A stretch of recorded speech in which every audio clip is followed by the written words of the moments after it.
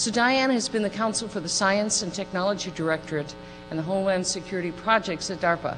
Prior to coming to it, she was with DARPA, and many of us have been really good friends of DARPA's in the early years. For 9 years, where she developed national expertise in innovative government contracting. She's a graduate of the University of Colorado and the Thomas Cooley Law System. She received her LLM in intellectual property from George Washington University, which is very prestigious, and has 2 intellectual property articles on government and contracting. Please welcome her and give her a good set of attention as you notice that security thing, like our routes, is going up and to the right. Thank you. Now, I know that most of you, the last thing that you want to listen to is a lawyer first thing in the morning, and not only a lawyer, but a government lawyer, so we'll try to make this as quick and painless as possible. But there has been a lot of legislation that's come out in the last few years on regulating what happens on the internet. And so it's useful to know what that is so that you know how to answer any calls that you might get for information or how to protect yourself. Now, a little bit of history. You all probably know this better than I do, but the internet began as the ARPANET back in the 1960s. And it was intended to be a government computer system connecting the East Coast and the government on the East Coast with the academic community on the West Coast. And its initial purpose was to be a mechanism for the government to talk to its individual parts in the event of a nuclear war and a breakdown of communications. And for many, many years, it was just used by government folks and academics until it was transferred to NSF in the 1980s, where it took on a whole new life unto itself and grew exponentially. Now, because of its academic focus in the beginning, Congress left it alone for most of its life. And it was only when it became more of a commercial sort of aspect that Congress started taking a look at it. But, as you well know, Congress is slow, the regulation writers are slow, and the laws did not keep up with the growth of the internet. And it's only in the last few years that Congress has finally taken a look and seen the aspects of the internet that they feel need to be protected as the American people start to complain about things like privacy. So let's talk a little bit about privacy, because that's where most of these laws are focused, is on protecting personal privacy information. And having come from DARPA and having come from the home of the infamous Total Information Awareness Project, I know a little bit about privacy and how the American people feel about it right now. Now, in response to concerns about information sharing and to the continual education of the American people about how much information is on the internet about them, if you talk to the majority of Americans, they have no idea the kinds of information that's out there, the kinds of things that are about them on the internet, and it's only recently that they're becoming aware of this because of the media. So Congress has passed a number of laws in the past few years designed to protect the privacy information that's out there and to protect its further dissemination on the internet. Now, having said that, the events of September 11th and the need for the government to combat terrorism has sort of put a quash on the number of bills and laws that have been passed in the last few years, but there are still a few out there that you need to be aware of.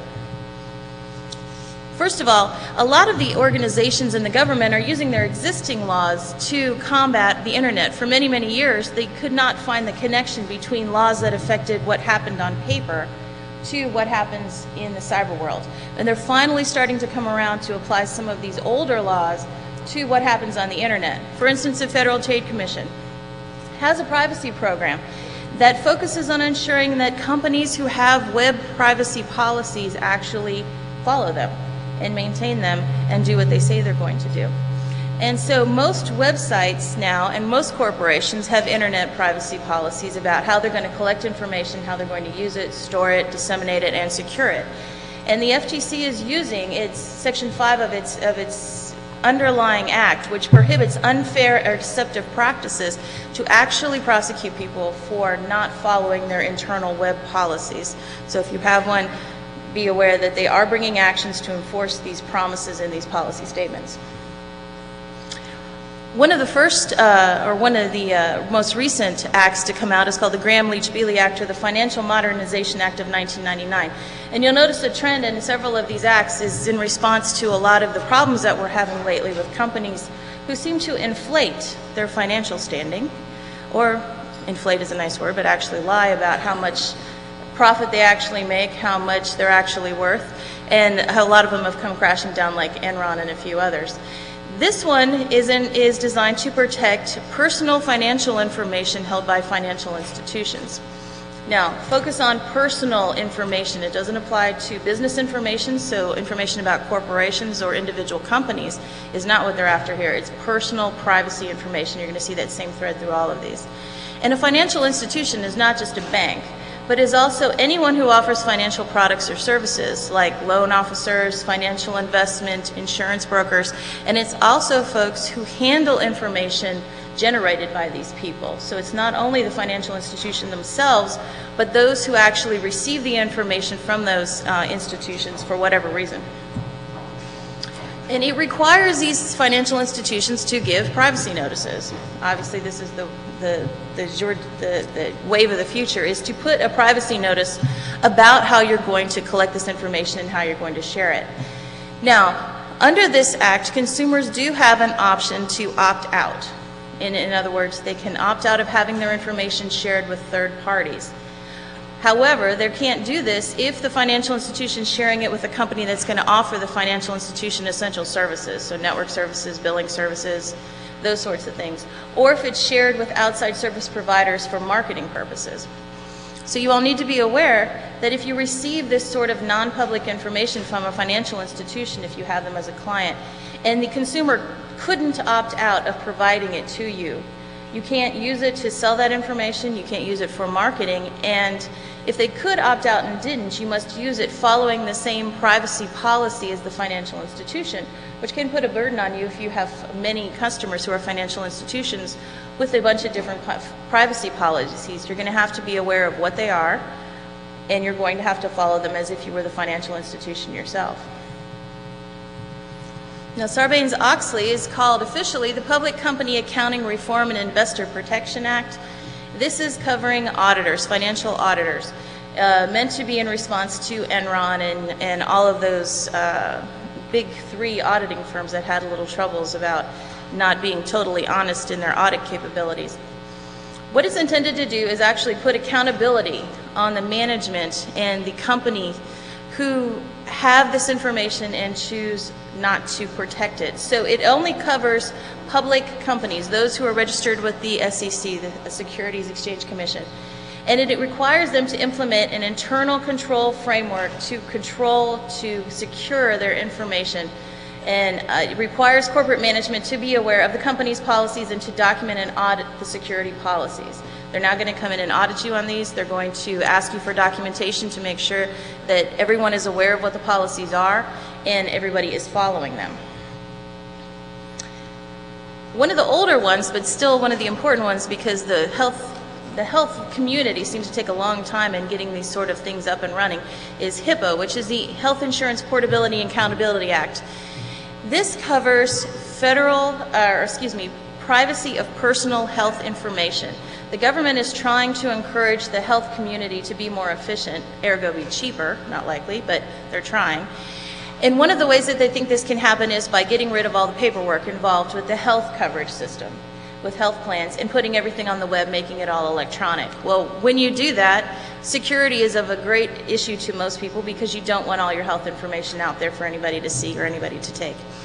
So they've implemented this act to try and require health plans, healthcare clearinghouses, healthcare providers to secure the personal health information of their clients, particularly if the healthcare information is transmitted back and forth through an electronic form, particularly on the web. Now, this privacy rule protects individually identified health information, so it's only relating to the people, the personal information of the healthcare recipient, and is transmitted by a covered entity. Now, this includes healthcare plans, healthcare clearinghouses, healthcare providers, but doesn't necessarily cover any incidental access that you might have to the protected information. So those of you who are merely a conduit of this information would not be covered under this act, but those of you who might hold it for clients for a particular period of time or store it would be covered by this and would have to follow it. Now, clearly, in the 20 minutes that I have here, I can't give you all the details of all of these acts, but what I'm trying to do is educate you that they are out there, that they will require you to maintain this information in a certain way, will require you to do a little research for your clients if you're going to handle things like financial information, And I would encourage you, if you have this sort of information, to delve a little further into these acts with your legal counsel. This is not an advertisement for lawyers, but they do help sometimes. Now, other laws of interest that are unrelated to privacy, particularly for ISPs, one of them is the Digital Millennium Copyright Act. This one is not particularly new, but if it continues to be litigated, because there's a lot of ambiguity in how these sorts of things are going to be covered. What this does is places a limitation on liability for copyright infringement on online service providers. For many years, anyone in the chain of a copyright infringement could be sued like the infringer themselves, because what you do when you pass along that information is it's just a rolling infringement of that copyright. But because of the nature of online service providers, Congress finally recognized that they had no control over the information itself, and often didn't even monitor what it was, but just passed it along as a conduit and as a service. So this act was passed to protect the online service providers from being included in any suit for copyright infringement. So it limits liability for acting as a data conduit, particularly if all you do is transmission, routing, or connections, or making transient copies to allow a network to operate. So no longer could you be included in a suit if all you did was just provide the pipeline for this information to travel to the ultimate user. It also limits liability for system caching. For a long time, caching was considered a copy. It is a copy, which would subject you to copyright infringement should someone choose to sue you. Because of this act, no longer can you be, your liability is limited as a service provider for caching, particularly system caching. It limits your liability for infringing material on websites and other information repositories on your system. Places that responsibility back again on the website provider or the website drafter, and no longer will bring you into the suit if you should be just hosting an infringing website. And it also limits your liability for hyperlinking or using search engines that might link you to infringing materials. The mere fact that you provide a link no longer subjects you to copyright infringement. Now, unfortunately, what it does do is allow the government now to serve you with a subpoena to find the names and the identities of subscribers who might be engaging in infringing activities. So you will have to maintain the records of your subscribers, and if should you be served with a subpoena, you're probably going to have to give it up. And so yet again, more need for lawyers, right? Another thing to consider is HIPAA, which is a Children's Online Privacy Protection Act. I can tell you that although there hasn't been a lot of movement in this area, this is a really hot button for Congress, is protecting children on the internet. And so although HIPAA has come under fire from a lot of different angles, I don't think that anyone's going to get away with just freely releasing children's information. So this particular act is still enforced and protects the privacy of children under 13 by requiring parental consent for collection and use of the personal information of any child. And this is only going to get more stringent because everyone is concerned about protecting children from things on the internet that they shouldn't be seeing and use of their information so people can contact them. This law in particular applies to commercial websites and online services. And so you need to be aware that any time that you're going to be hosting children's information, you're going to be more scrutinized probably than less. And finally, there is the U.S. Patriot Act, which is a very new act. It's still not sure how it's going to be implemented. It's being litigated in a number of areas because a lot of the liberal community is very upset by the Patriot Act. It allows the government to use many of its existing surveillance tools that were never applied to the net before to try and investigate domestic terrorism-related activities. How far this is going to stretch is going to be anybody's guess. I'm sure that over the course of the next couple of years, as we continue the war on terrorism, this is going to be tested over and over again. But it is going to facilitate information sharing and cooperation amongst government agencies, which has traditionally been very poor, to try and find, identify, and deal with domestic terrorism-related activities.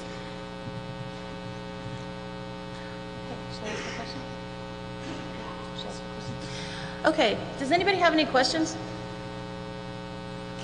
It's so early, everyone just can't. Yes, go ahead.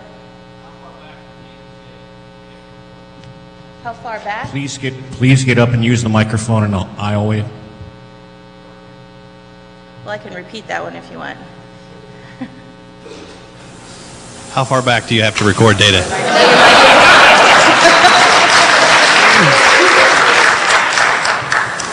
Working yet? How far back do you have to report to the DMCA? Yeah. You have to report back to the passage of the Act, which was, I think, 96. Which it only goes back to the passage of the Act. It's not before. So it's not grandfathered back to things that you had before that. Yeah. So in 2010, I'm going to have to know what my users were doing in 1996. Well, having said that, you know, copyright infringement cases have a statute of limitations. And so they're usually between 2 and 3 years. So you're not going to have to think back. It's not like your taxes where you have to keep them for 7 years. It's only for the life of a copyright infringement case. Anyone else? Okay, thank you very much. Oh, sorry.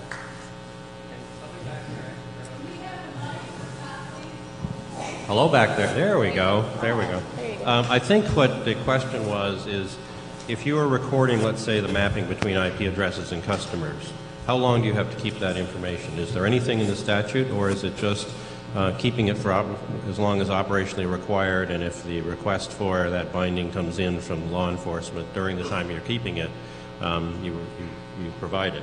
But do you have to keep it some extra special time? No, there's no limitation in the statute about how long you have to keep it. It's really left up to you how long you feel the need to protect yourself from any sort of claim that you might get or any subpoena that you might get.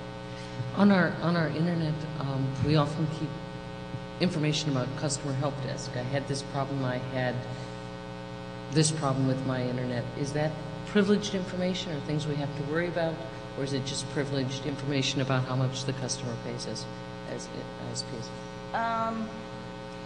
If you were to get a subpoena very little, that would be considered privileged.